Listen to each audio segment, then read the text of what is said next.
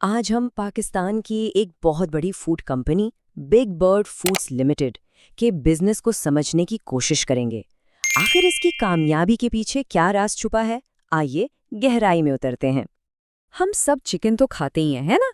لیکن کیا کبھی یہ سوچا ہے کہ یہ چکن جو ہماری پلیٹ میں ہے، یہ واقعی وہاں تک پہنچا کیسے؟ یہ سفر کیسا تھا؟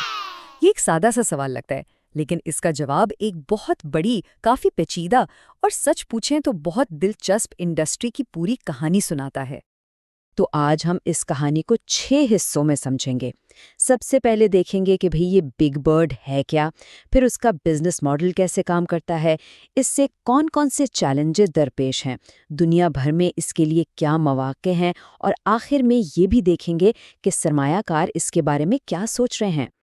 چلیں تو پھر شروع کرتے ہیں اور ملتے ہیں اس کہانی کے مرکزی کردار سے۔ تو یہ ہے big bird food limited, stock market میں اس کا کوڈ ہے BBFL۔ یہ پاکستان کی پولٹری انڈسٹری کا کوئی چھوٹا موٹا نام نہیں، بلکہ ایک بہت بڑا، بہت اہم کھلاڑی ہے۔ اور یہ صرف مرغیاں بیچنے والی کمپنی نہیں ہے، نہیں، یہ ایک پورا مربوط نظام ہے۔ اور یہ کہ کمپنی اسٹاک ایکسچینج پر لسٹڈ ہے، یہی بات اس کے سائز اور اس کی اہمیت کو ظاہر کرتی ہے۔ اچھا، تو ایسی کیا خاص بات ہے بگ برڈ میں جو اسے اتنا منفرد اور کامیاب بناتی ہے؟ جواب چھپا ہے اس کے بزنس ماڈل میں۔ چلیں اس کمپنی کی جو مشینری ہے، جو اس کا انجن ہے، اسے ذرا اندر سے جا کر دیکھتے ہیں۔ یہ پورا سسٹم واقعی دیکھنے والا ہے۔ یوں سمجھیں کہ بگ برڈ ہر چیز، ہر ایک قدم خود کنٹرول کرتا ہے۔ مطلب بہترین نسل کے چکن کی بریڈنگ سے شروعات ہوتی ہے، پھر انڈوں سے چوزے نکالے جاتے ہیں، پھر ان چوزوں کے لیے اپنی ہی فیکٹری میں خاص خوراک، جسے وہ بگ فیڈ کہتے ہیں، وہ تیار کی جاتی ہے۔ اس کے بعد انہیں جدید کنٹرولڈ ماحول والے فارمز میں پالا جاتا ہے، اور آخر میں اپنے ہی پلانٹ میں پروسیس کر کے برانڈڈ پیکیجنگ میں مارکیٹ تک پہنچایا جاتا ہے۔ سب کچھ شروع سے آخر تک ان کے اپنے ہاتھ میں ہے۔ بزنس کی زبان میں اس ماڈل کو ایک خاص نام دیا جاتا ہے، ورٹیکل انٹیگریشن۔ مطلب بہت سیدھا سا ہے، پروڈکشن کا ہر ایک سٹیپ شروع سے لے کر بالکل آخر تک کمپنی کے اپنے کنٹرول میں ہے، کسی دوسرے پر انحصار نہ ہونے کے برابر ہے۔ تو اس سب کا فائدہ کیا ہے؟ بہت بڑا فائدہ ہے۔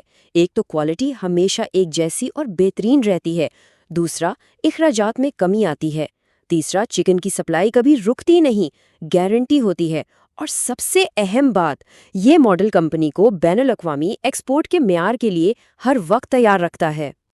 لیکن جیسا کہ ہم نے کہا تھا کہ یہ ایک انجن ہے، تو ظاہر ہے اس شاندار انجن کو چلانے کے لیے ایندھن بھی تو چاہیے، ہے نا؟ اور وہ ایندھن، وہ بھی ایک بہت مہنگا ایندھن ہے، چکن کی خوراک، یعنی پولٹری فیڈ۔ یہ چارٹ دیکھیں، یہ خود ہی پوری کہانی بتا رہا ہے۔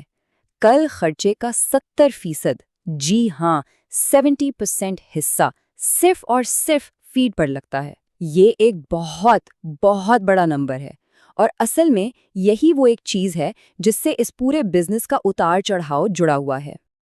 تو سوال یہ ہے کہ اس فیڈ میں ایسا ہوتا کیا ہے؟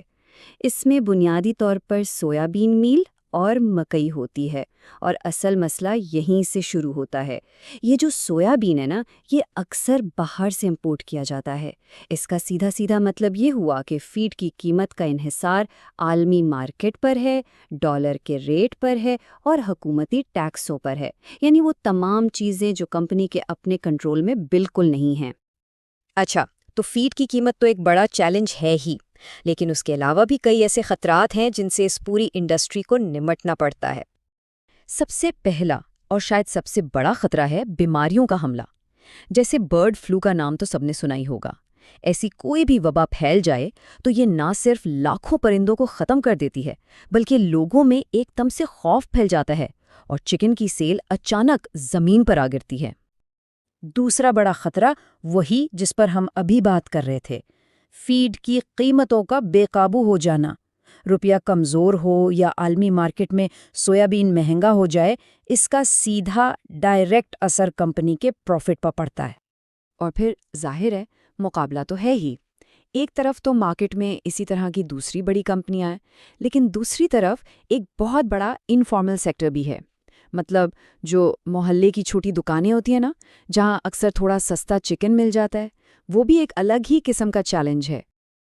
اچھا، اتنے سارے چیلنجز کی بات تو ہو گئی، تو کیا اس کے باوجود بگ برڈ کے لیے آگے بڑھنے کے راستے ہیں؟ بالکل ہیں۔ آئیے دیکھتے ہیں کہ ملک کے اندر کیا دباؤ ہے اور دنیا بھر میں کیا موقع اس کے منتظر ہیں۔ یہ سلائیڈ جو ہے نا، یہ اس پوری صورتحال کا بہترین خلاصہ ہے۔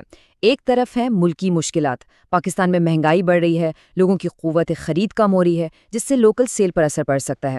لیکن دوسری طرف بیرون ملک زبردست مواقع ہیں، خاص طور پر مڈل ایسٹ میں حلال چکن کی ایک بہت بڑی مارکیٹ ہے، اور بگ برڈ کے پاس ایکسپورٹ کوالٹی کے پلانٹس پہلے سے ہی موجود ہیں۔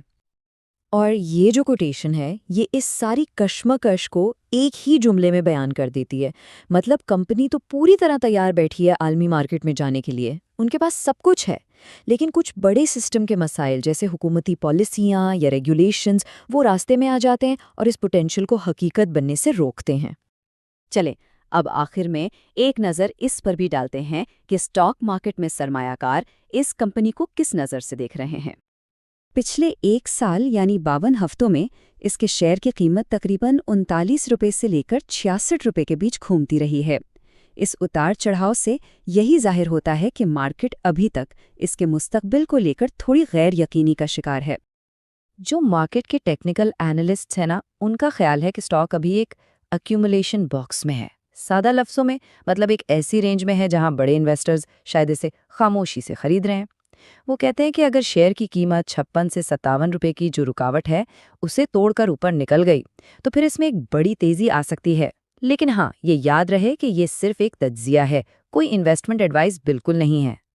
تو آخر میں سوال یہی رہ جاتا ہے، ایک طرف بگ برڈ کا زبردست تقریباً پرفیکٹ بزنس ماڈل اور دوسری طرف ایک ایسی دنیا جو چیلنجز سے بھری پڑی ہے، تو کیا یہ کمپنی ان تمام رکاوٹوں کو پار کر کے اپنی اس بے پناہ صلاحیت کو حقیقی منافع میں